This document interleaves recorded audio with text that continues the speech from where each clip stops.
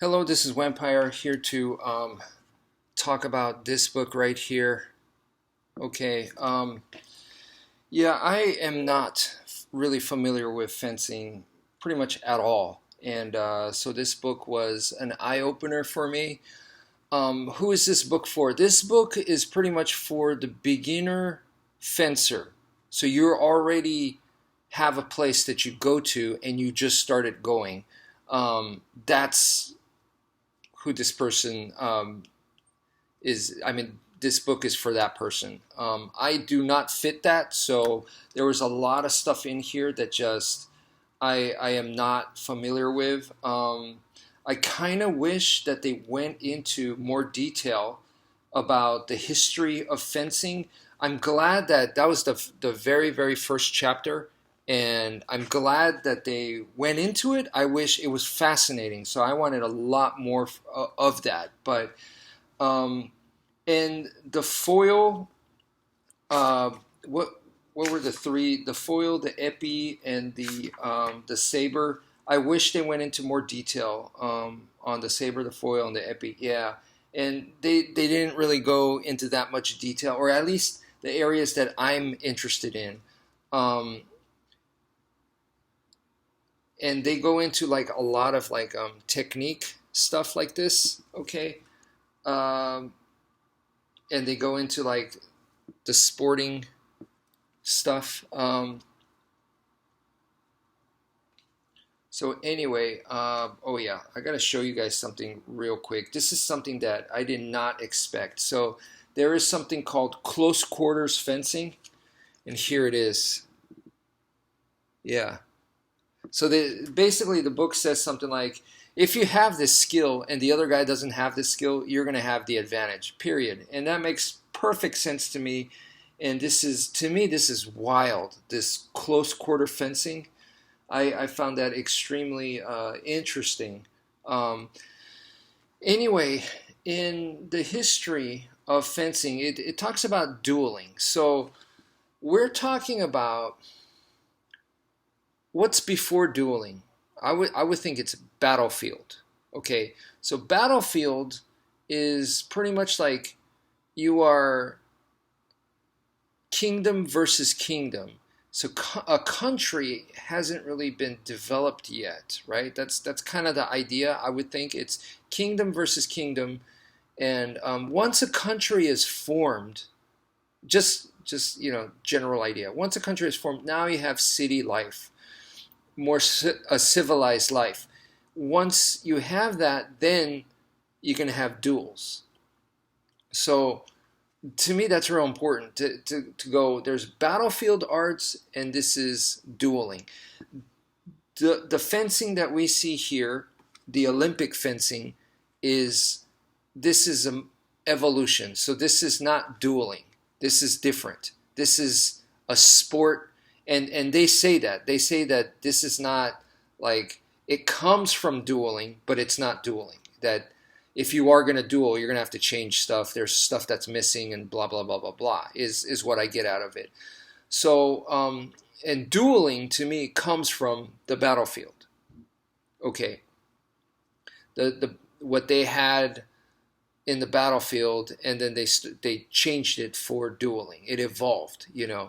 Um, and then from dueling to sports. So that to me is also very important. Now, um, one of the things I'll say it flat out. What to me was huge here is that I felt when I was looking at this, I felt like I was looking at Jeet Kune Do. Yeah, I saw a lot of terminology that I had already heard before. Like for example, like a direct attack, indirect attack, that kind of stuff.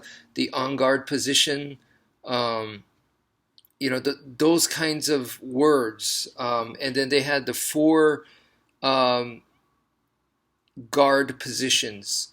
To me, those four guard positions um, were very similar to defensive positions that I had learned in Wing Chun. Okay, so it's the same four quadrants that you're protecting. So we obviously know that Bruce Lee and Wing Chun, he had a Wing Chun background, and we also know that he was really really into boxing. But I really feel like a lot of it, I was surprised. I had heard that he was also big into fencing. So the four styles that I had heard that Bruce Lee put together. So he studied. This is just what I heard. He studied 32 different styles to learn how to beat them, but Jeet Kune Do that he developed out of four styles, which was Wing Chun Kung Fu, boxing, fencing, and savate. Okay, now we could. I have heard also where they just not say savate, and I have heard where they just, instead of Wing Chun, they could just say Kung Fu, because he did study various forms of Kung Fu. So we could just say Kung Fu, boxing, and fencing, right? So those three. Now, I didn't know how much fencing was important until this book. Like I said, I really feel like I used to think that it was probably more like a mixture of Wing Chun and boxing, but now I feel like no, it pretty much like if you get fencing and you go, okay, let's take away the sword, okay, let's just take away the sword and let's go empty hand. That's Jeet Kune Do. But then of course it adds stuff from Chinese boxing, Kung Fu, where they're like, okay, let's do a finger jab to the eyes. So maybe the punch changed to that, where you could do an eye jab. You got kicks now, because in Kung Fu it's like, hey man, we'll use the whole body. So kicks can come into play. But I really really feel like if you got fencing and just made an empty hand version for self-defense, or forget even self-defense, just the empty hand combat version of fencing, you get Jeet Kune Do. I really, really now strongly believe that. Now, why? Why would this be? And from what I can tell, looking at this book, it's very, very logical, the steps. The steps that they go, the way you start developing your skills is extremely logical. So I feel like that's how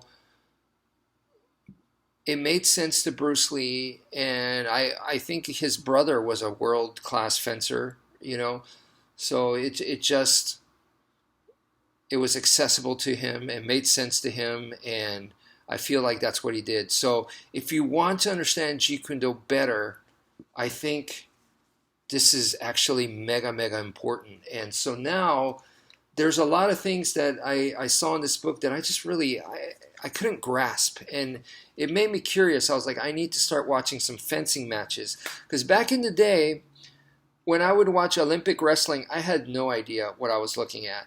Now today, after MMA training, Brazilian Jiu-Jitsu training, even some training with Greco-Roman and freestyle and folk style wrestling, now I could look at Olympic wrestling and I kind of like, okay, I understand a lot more than I did. So I kind of feel like maybe I need to do that with fencing, and then to where I could get to the point where I look at Olympic fencing and I'll be like, yeah, I know what's going on. At least I have a general idea. Because right now, when I look at fencing, it's like it's completely like I don't know what I'm looking at. So I feel like this book has kind of like inspired that spark in me, and I did not expect to be reminded of Jeet Kune Do, and very very interesting in that sense. So that's it for now. Thank you for viewing, and take care, folks.